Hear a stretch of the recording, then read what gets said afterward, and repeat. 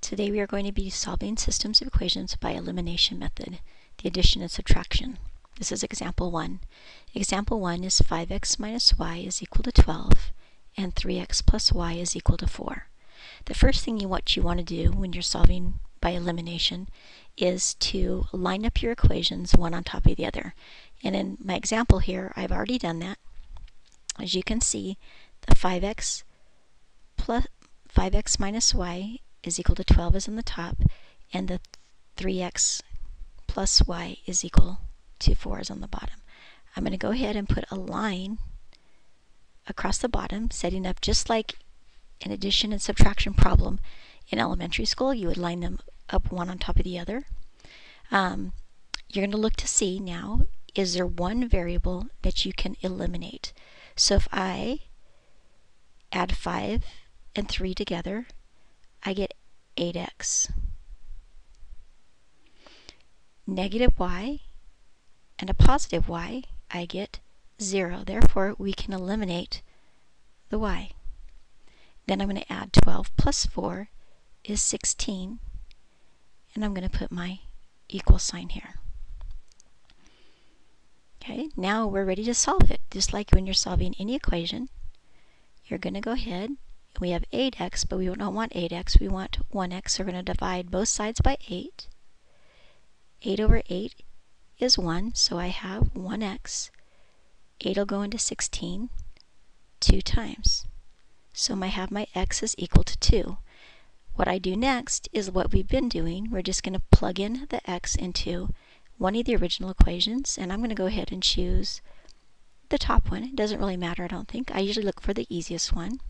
Actually, let's do the bottom, because the bottom has a positive y in it, so I won't have to divide by negative 1. So I'm going to go 3 times 2 plus y is equal to 4. Where did that 2 come from? The 2 came from, it used to be an x, but since I solved for x, and I said x is 2, I'm going to take that 2 and replace the x. So 3 times 2 is 6. 6 plus y is equal to 4. Subtract 6. Subtract 6. This is a 0. Y is equal to negative 2.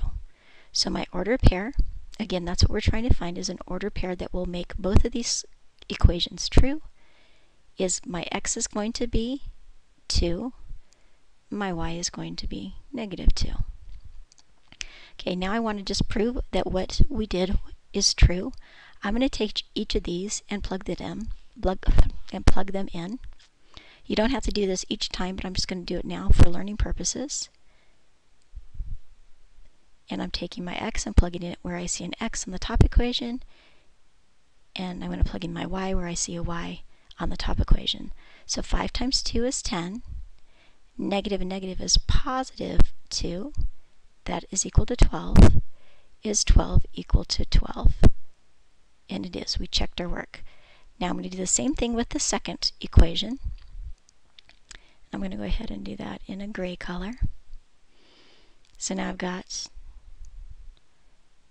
3. Instead of an x, I'm going to put 2 plus, instead of a y, I'm going to put a negative 2.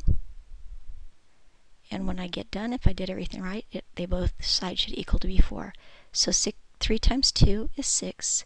6 plus a negative 2. So 6 minus 2 is 4. Is 4 equal to 4? And it's correct. So I checked my work. My answer is 2 and a negative 2.